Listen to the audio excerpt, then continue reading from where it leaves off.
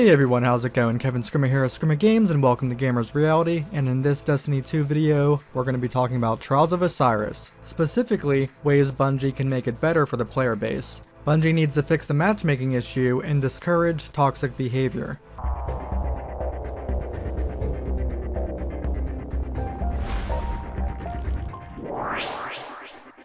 Destiny 2 Trials. Oh boy, where do we even begin? Last season, the player base were so excited for Trials of Osiris to come out again. And now that it's been out for what feels like years, the majority of the player base are complaining and not happy. Understandably, there's been a lot of issues with Trials.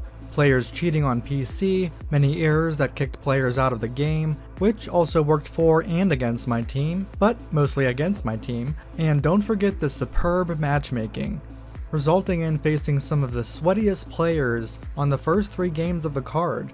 Some of it's token farmers, some of it is players getting paid so other players can go flawless, and some of it is just players with 50, 100, 200 flawless, still playing Trials of Osiris over and over.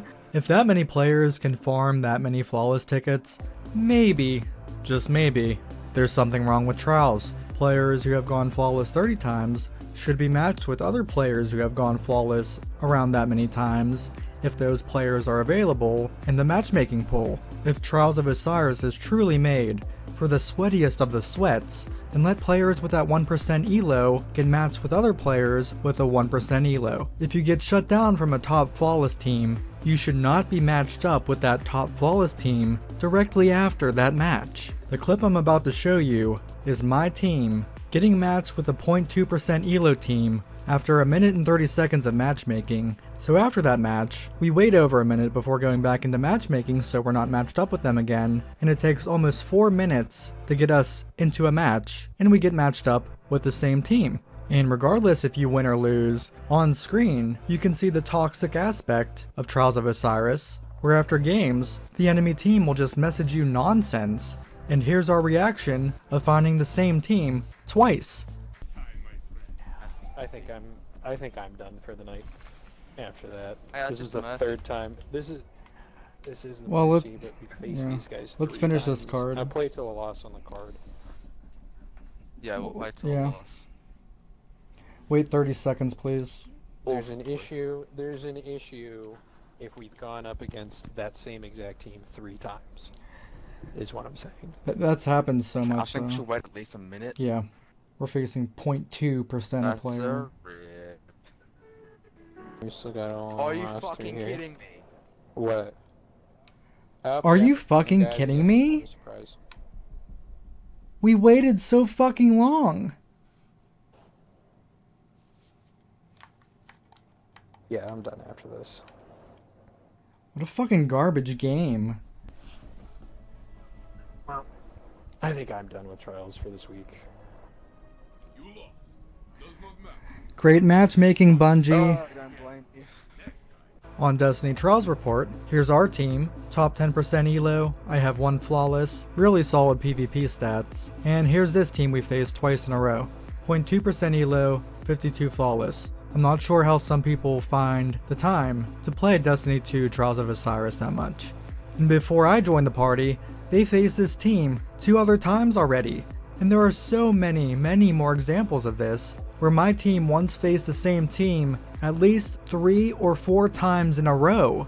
Now sometimes we face the same players as well where we just stomp them, but usually it doesn't work in our favor if we're facing the same team. My team and I have faced plenty of flawless teams before where they went flawless 20, 50, 100 times, and we won. Just because we're facing a flawless team or a really sweaty team doesn't mean we're gonna lose, but that kind of stuff should not be happening on the first 3 matches of the card. Our first 2 games can sometimes be so sweaty. So, Bungie needs to find a way to fix matchmaking, match flawless people with other flawless people based on how many times they went flawless, find a way to restructure rewards so players aren't token farming. If Bungie brought back a monster, they need to figure out how to fix it. And sometimes we find players with a 70, 80, 90% elo who have gone flawless. So it's understandable that matchmaking can just be a bunch of BS. According to this article on Game Rant, at the initial launch for Trials of Osiris, there were about 380,000 players participating in the Crucible mode. According to the Charlemagne bot that tracks daily player numbers in Destiny 2,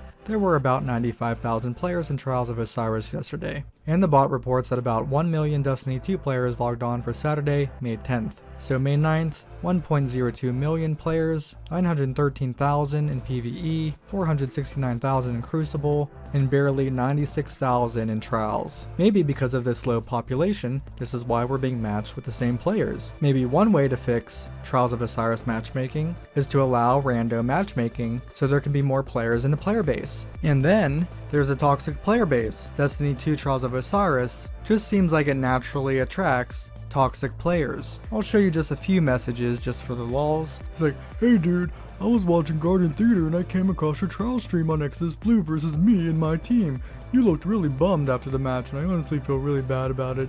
Did you ever make it flawless? If not, I'll be glad to help out. So he's either being a douche or he wants me to pay him. My response? Yep, I'm flawless. You can look me up on the trials report. Thanks man, I'm sure you're very happy I made it to flawless. Don't need a specific team to go flawless.